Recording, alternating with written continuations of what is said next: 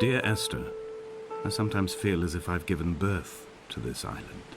Somewhere between the longitude and latitude, a split opened up, and it beached remotely here. No matter how hard I correlate, it remains a singularity, an alpha point in my life that refuses all hypothesis. I return each time leaving fresh markers that I hope, in the full glare of my hopelessness, will have blossomed into fresh insight in the interim.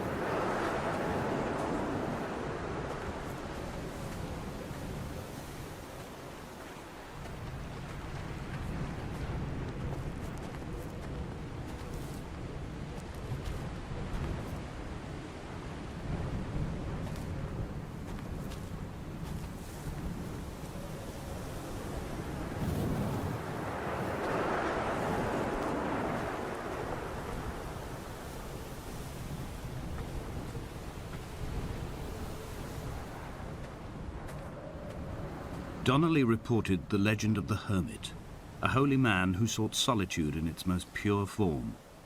Allegedly, he rode here from the mainland in a boat without a bottom, so all the creatures of the sea could rise at night to converse with him. How disappointed he must have been with their chatter. Perhaps now, when all that haunts the ocean is the rubbish dumped from the tankers, he'd find more peace. They say he threw his arms wide in a valley on the south side, and the cliff opened up to provide him shelter. They say he died of fever 116 years later. The shepherds left gifts for him at the mouth of the cave, but Donnelly records they never claimed to have seen him. I have visited the cave and I have left my gifts, but like them, I appear to be an unworthy subject of his solitude.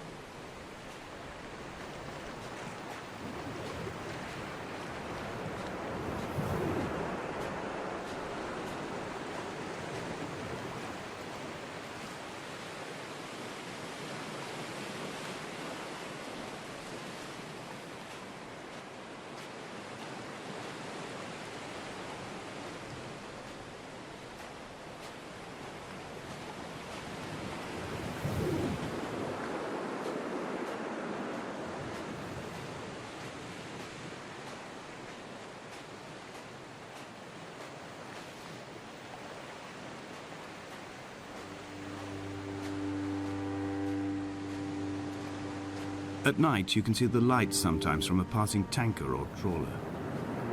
From up on the cliffs, they are mundane. But down here, they fugue into ambiguity. For instance, I cannot readily tell if they belong above or below the waves. The distinction now seems banal. Why not everything and all at once? There's nothing better to do here than indulge in contradictions whilst waiting for the fabric of life to unravel.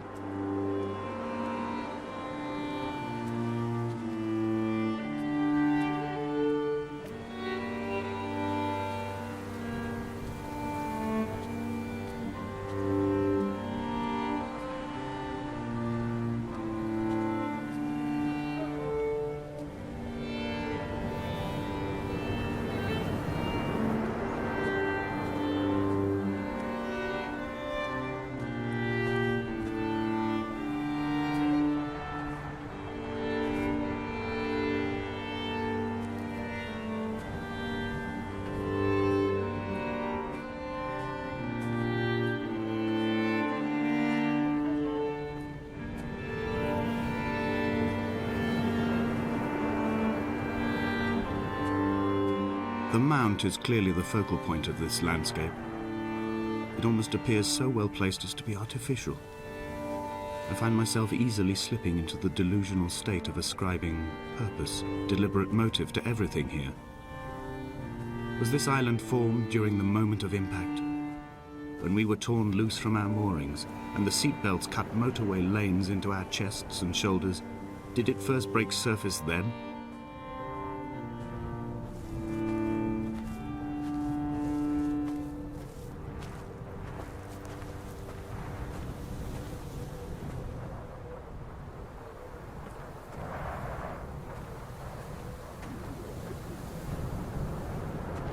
When someone had died or was dying, or was so ill they gave up what little hope they could sacrifice, they cut parallel lines into the cliff, exposing the white chalk beneath. You could see them from the mainland or the fishing boats, and know to send aid or impose a cordon of protection, and wait a generation until whatever pestilence stalked the cliff paths died along with its hosts. My lines are just for this: to keep any would-be rescuers at bay. The infection is not simply of the flesh.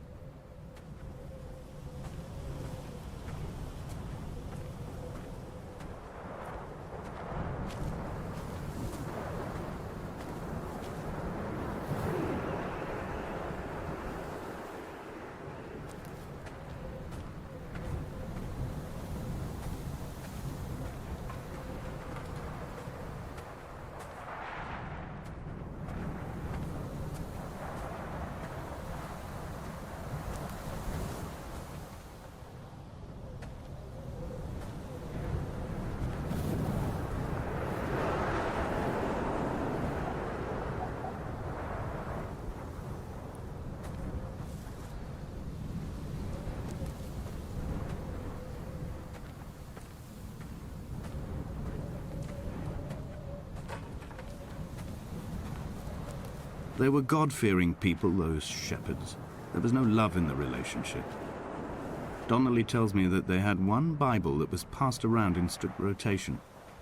It was stolen by a visiting monk in 1776, 2 years before the island was abandoned altogether. In the interim, I wonder, did they assign chapter and verse to the stones and grasses, marking the geography with a superimposed significance, that they could actually walk the Bible and inhabit its contradictions?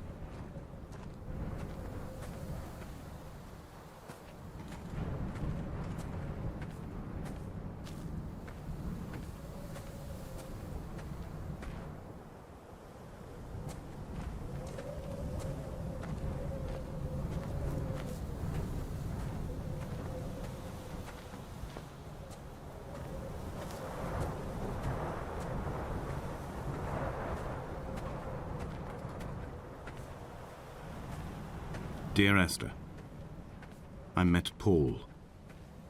I made my own little pilgrimage. My Damascus, a small semi-detached on the outskirts of Wolverhampton. We drank coffee in his kitchen and tried to connect to one another. Although he knew I hadn't come in search of an apology, reason or retribution, he still spiraled in panic, thrown high and lucid by his own dented bonnet. Responsibility had made him old. Like us, he'd already passed beyond any conceivable boundary of life.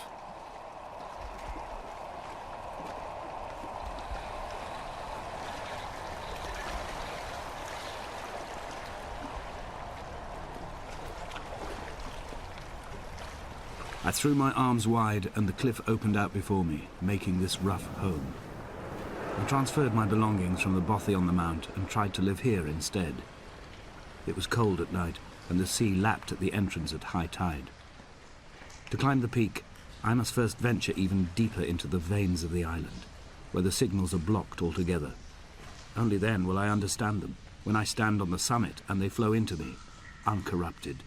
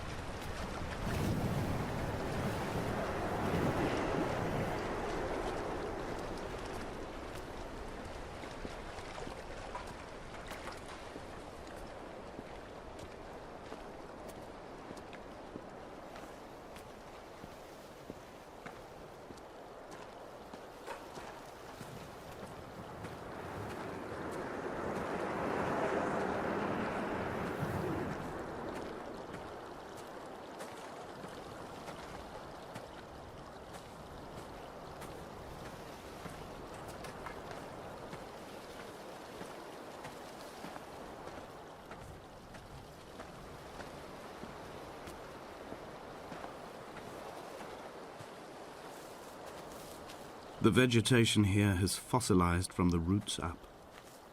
To think they once grazed animals here, the remnants of occupation being evidence to that. It is all sick to death. The water is too polluted for the fish, the sky is too thin for the birds, and the soil is cut with the bones of hermits and shepherds. I've heard it said that human ashes make great fertilizer, that we could sow a forest from all that is left of your hips and rib cage, with enough left over to thicken the air and repopulate the bay.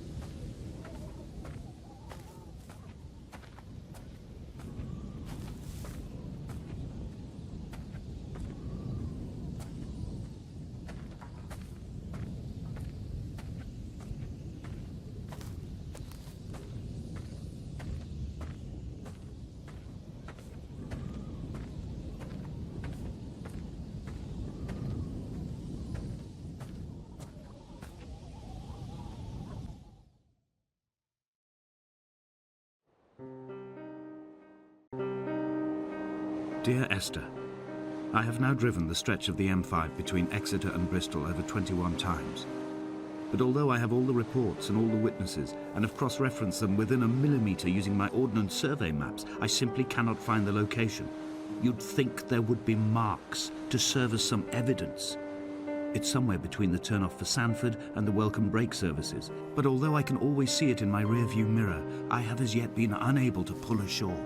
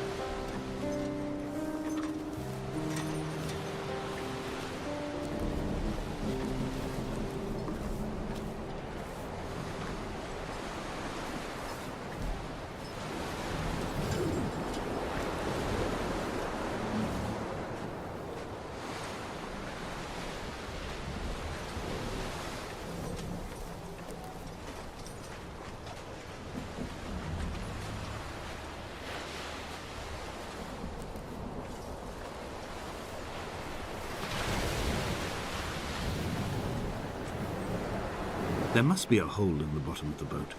How else could new hermits have arrived?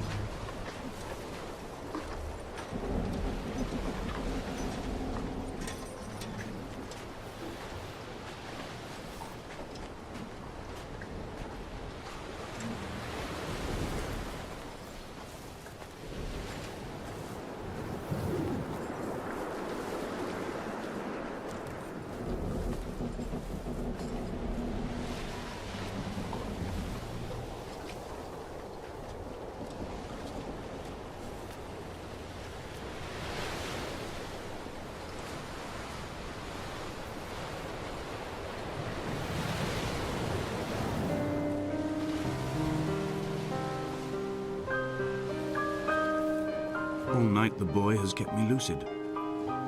I sat, when I was at the very edge of despair, when I thought I would never unlock the secret of the island. I sat at the edge, and I watched the idiot boy blink through the night. He's mute, and he is retarded, and he has no thought in his metal head but to blink each wave and each minute aside until the morning comes and renders him blind as well as deaf-mute. In many ways, we have much in common.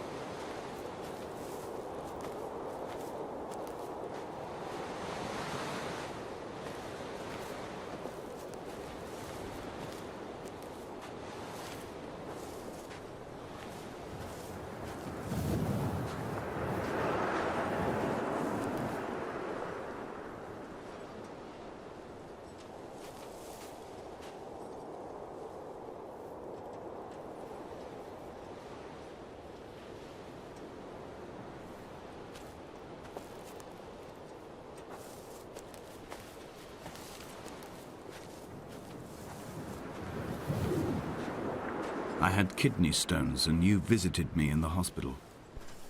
After the operation, when I was still half submerged in anesthetic, your outline and your speech both blurred. Now my stones have grown into an island and made their escape, and you have been rendered opaque by the car of a drunk.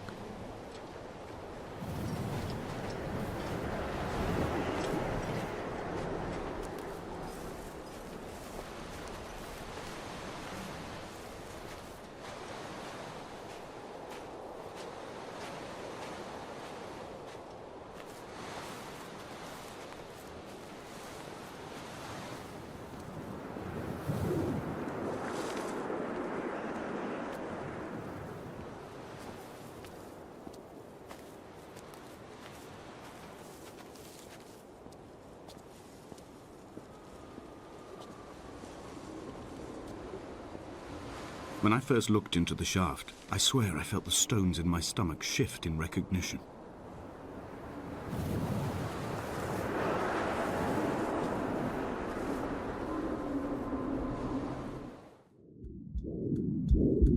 Come back.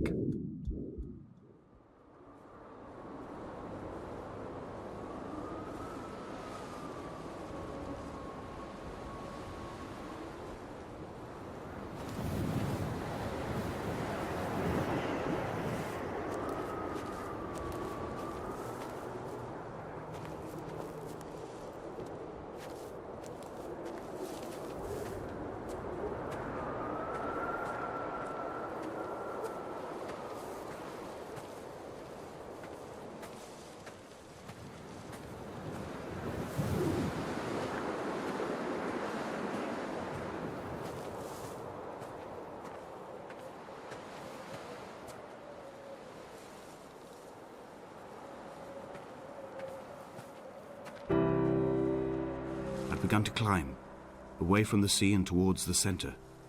It is a straight line to the summit, where the evening begins to coil around the aerial and squeeze the signals into early silence. The bothy squats against the mount to avoid the gaze of the aerial. I too will creep under the island like an animal and approach it from the northern shore.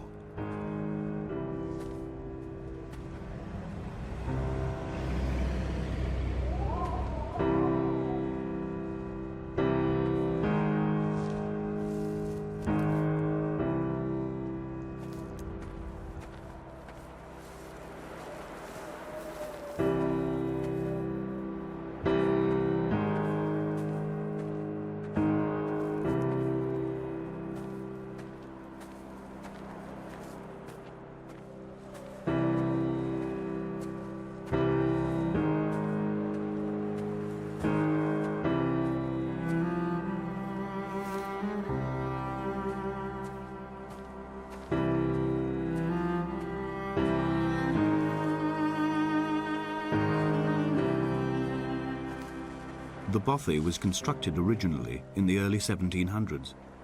By then, shepherding had formalized into a career. The first habitual shepherd was a man called Jakobsen, from a lineage of migratory Scandinavians. He was not considered a man of breeding by the mainlanders. He came here every summer whilst building the bothy, hoping eventually that becoming a man of property would secure him a wife and a lineage. Donnelly records that it did not work. He caught some disease from his malcontented goats and died 2 years after completing it. There was no one to carve white lines into the cliff for him either.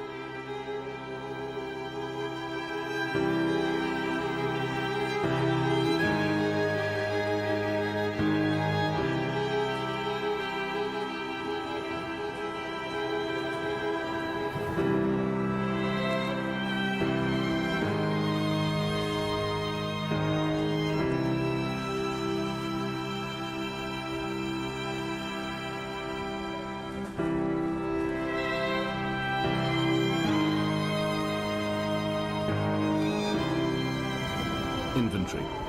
A trestle table we spread wallpaper on in our first home. A folding chair. I laughed at you for bringing camping in the lakes. I was uncomfortable later and you laughed then. This diary, the bed with the broken springs. Once asleep you have to remember not to dream. A change of clothes. Donnelly's book, stolen from Edinburgh Library on the way here. I will burn them all on the last morning and make an aerial of my own.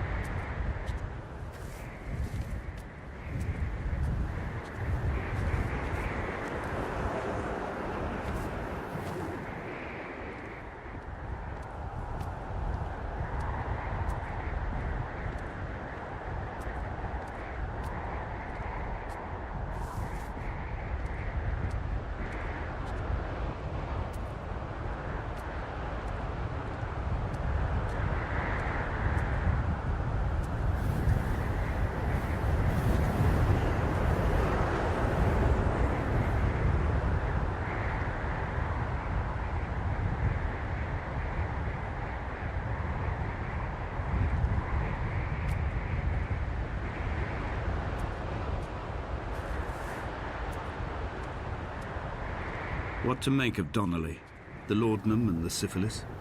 It is clearly not how he began, but I've been unable to discover if the former was a result of his visiting the island or the force that drove him here. For the syphilis, a drunk driver smashing his insides into a pulp as he stumbled these paths, I can only offer my empathy. We're all victims of our age. My disease is the internal combustion engine and the cheap fermentation of yeast.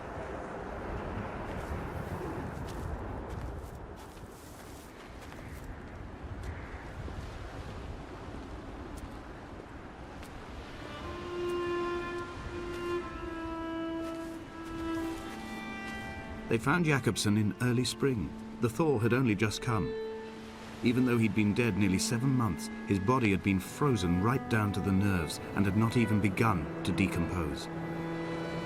All around him, small flowers were reaching for the weak sun. The goats had adjusted happily to life without a shepherd and were grazing freely about the valley.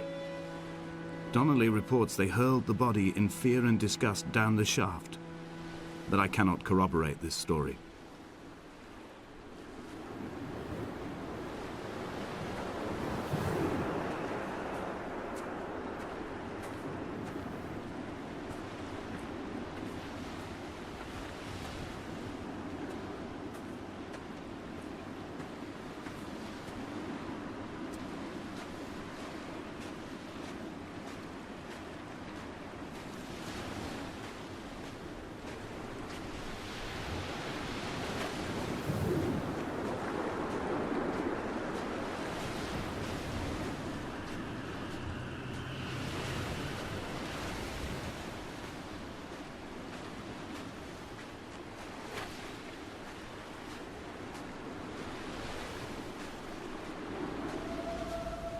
Climbing down to the caves, I slipped and fell and have injured my leg.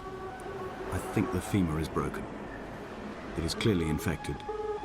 The skin has turned a bright, tight pink, and the pain is crashing in on waves, winter tides against my shoreline, drowning out the ache of my stones. I struggled back to the bothy to rest, but it has become clear that there is only one way this is likely to end. The medical supplies I looted from the trawler have suddenly found their purpose. They will keep me lucid for my final ascent.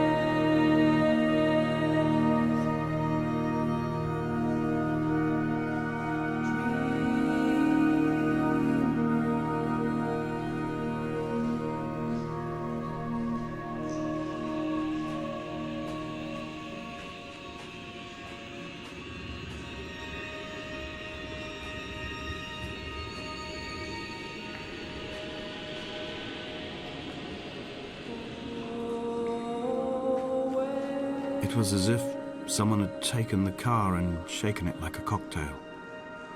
The glove compartment had been opened and emptied with the ashtrays and the boot. It made for a crumpled museum, a shattered exhibition.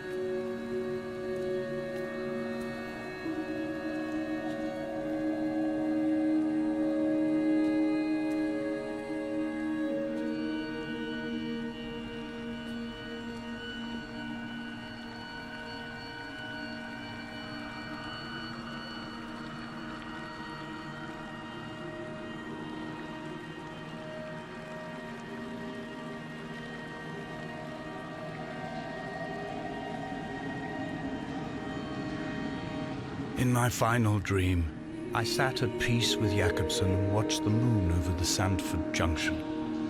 Goats grazed on the hard shoulder, the world gone to weed and redemption. He showed me his fever scars, and I mine, between each shoulder the nascency of flight.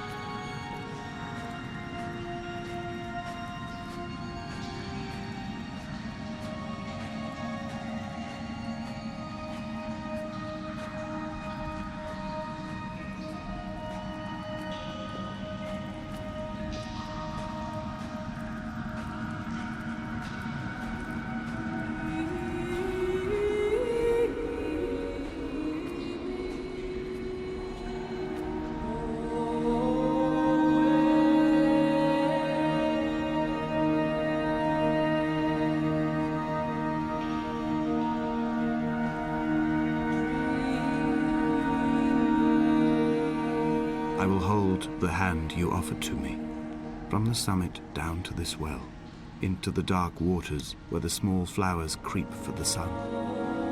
Headlights are reflected in your retinas, moonlit in the shadow of the crematorium chimney.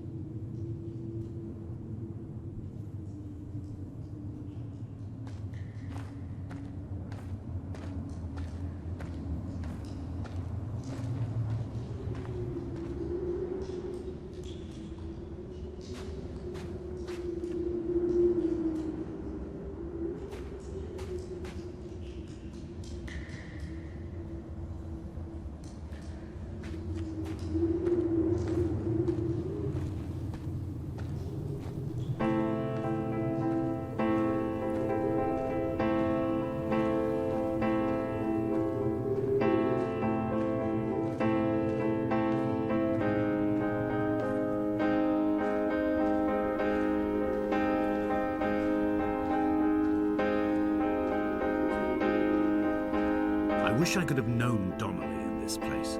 We would have had so much to debate. Did he paint these stones or did I?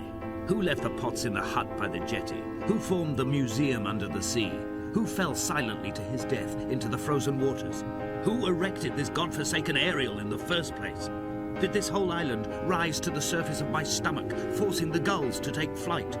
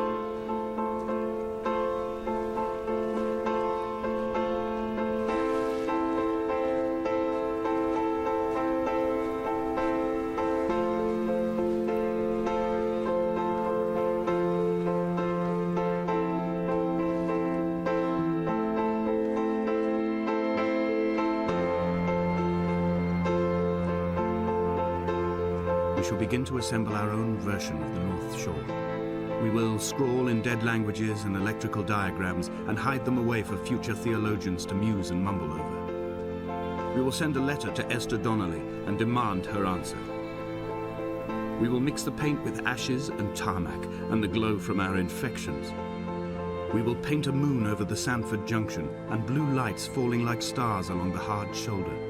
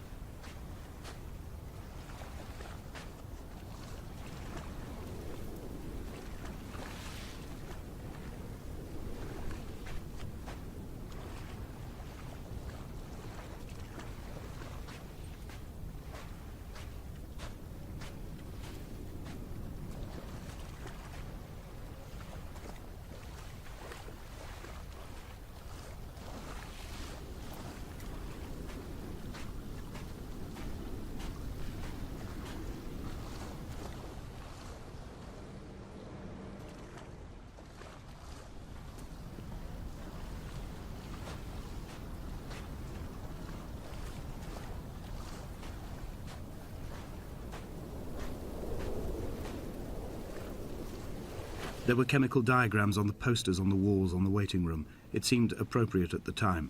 Still life abstractions of the processes which had already begun to break down your nerves and your muscles in the next room. I crammed diazepam as I once crammed for chemistry examinations. I am revising my options for a long and happy life.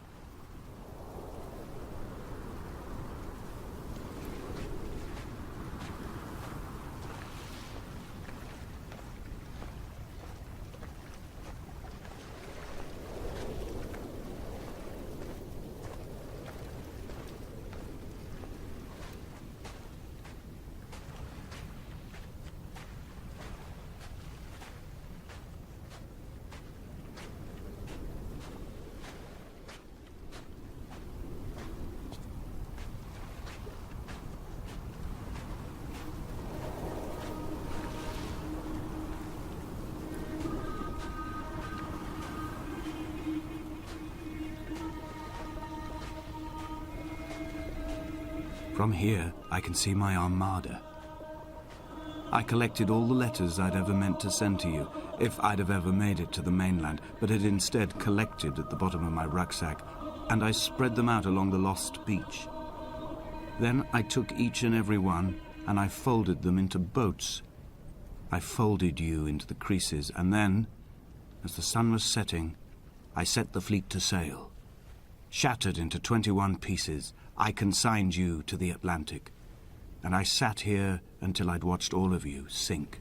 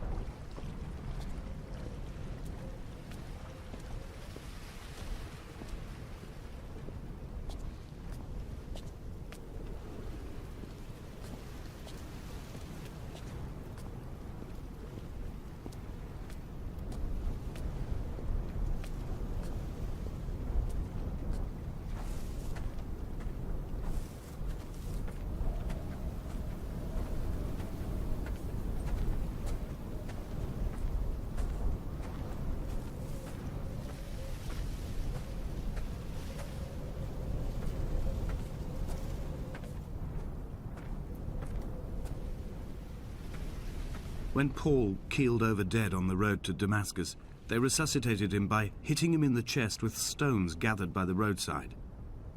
He was lifeless for 21 minutes, certainly long enough for the oxygen levels in his brain to have decreased and caused hallucinations and delusions of transcendence. I'm running out of painkillers, and the moon has become almost unbearably bright.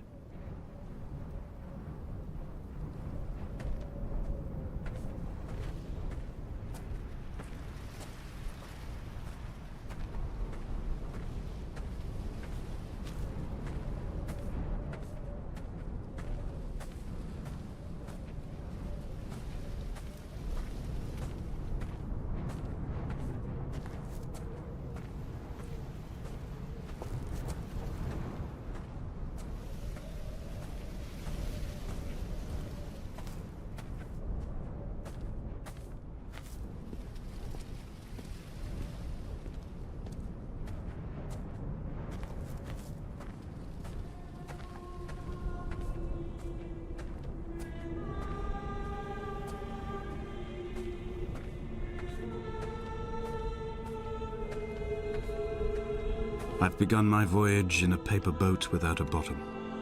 I will fly to the moon in it. I've been folded along a crease in time, a weakness in the sheet of life. Now you've settled on the opposite side of the paper to me. I can see your traces in the ink that soaks through the fiber, the pulped vegetation. When we become waterlogged and the cage disintegrates, we will intermingle. When this paper aeroplane leaves the cliff edge and carves parallel vapor trails in the dark, we will come together.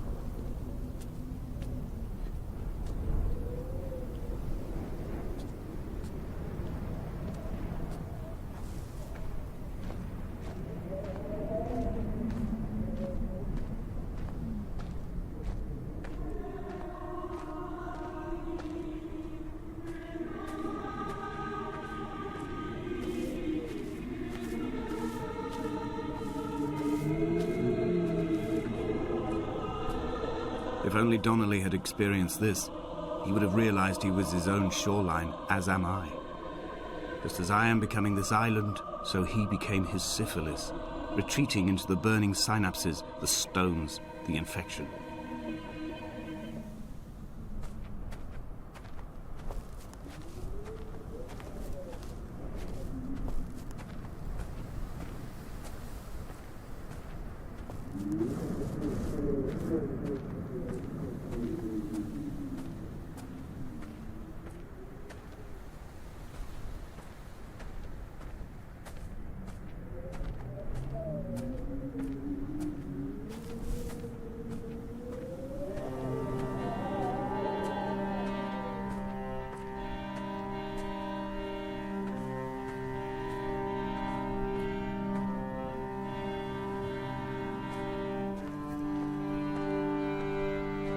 Bent back like a nail, like a hangnail, like a drowning man clung onto the wheel, drunk and spiraled, washed onto the lost shore under a moon as fractured as a shattered wing. We cleave, we are flight and suspended, these wretched painkillers, this form inconstant. I will take flight, I will take flight.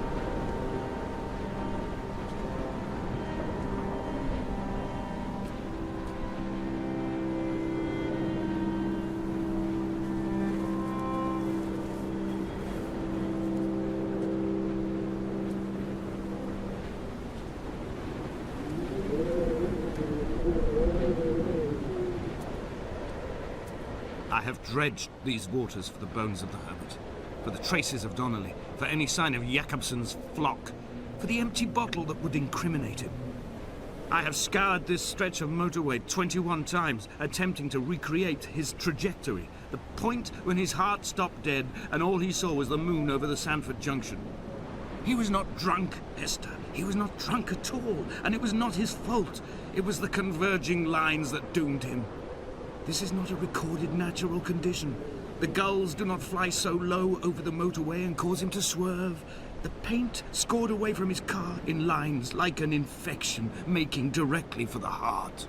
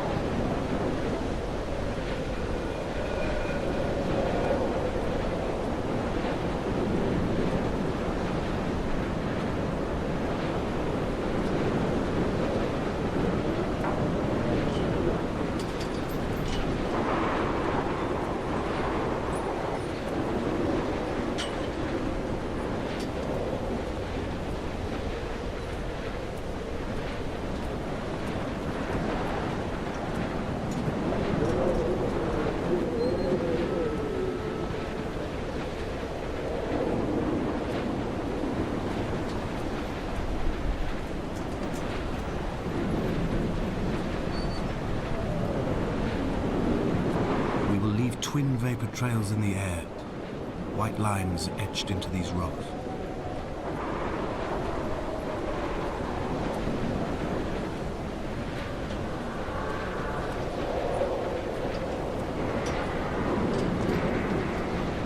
Dear Esther, I have burnt my belongings, my books, this death certificate. Mine will be written all across this island. Who was Jakobsen? Who remembers him? Donnelly has written of him, but who was Donnelly? Who remembers him? I have painted, carved, hewn, scored into this space all that I could draw from him. There will be another to these shores to remember me. I will rise from the ocean like an island without bottom, come together like a stone, become an aerial, a beacon, that they will not forget you. We have always been drawn here. One day the gulls will return and nest in our bones and our history. I will look to my left and see Esther Donnelly flying beside me. I will look to my right and see Paul Jakobsen flying beside me. They will leave white lines carved into the air to reach the mainland, where help will be sent.